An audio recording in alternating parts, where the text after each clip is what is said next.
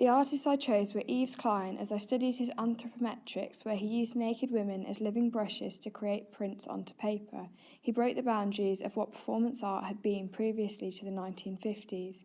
Using performance art to create art on paper also broke the boundary between 2D and 3D art. Mark Powell uses the boundaries in the backgrounds of his work, for example, on maps, to influence where he draws. He uses biro as his medium, which I want to take forward in my work.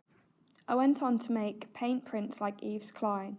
His use of women in his work was controversial and caused feminist backlash, despite the women involved saying they felt celebrated by his work. I decided to photograph and use men in my work to explore the difference and question the influence of gender on artwork. I also wanted to use the masculine form in my work, which is so often ignored in art. I decided that in my project I wanted to bridge the gap between performance and 2D art by drawing portraits on the performance-based works that I made. My refinement piece is therefore a portrait of my subject in the style of Mark Powell.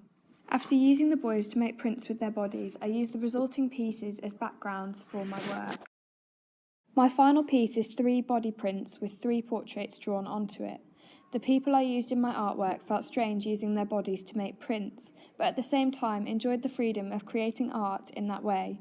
The prospect of using art as a platform for nudity, but which is separated from sexuality, is fascinating and sheds light onto the fact that the controversial nature of art may need to be considered by intention rather than outcome. Ultimately, the enjoyment of a participant in performance art is the most important factor.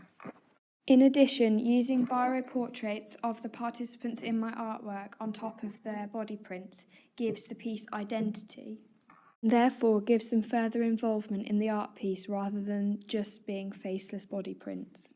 I love the way the final outcome encapsulates the sentience and physicality of the masculine form as their bodies touch the paper, but also captures the identity and feeling of my subject.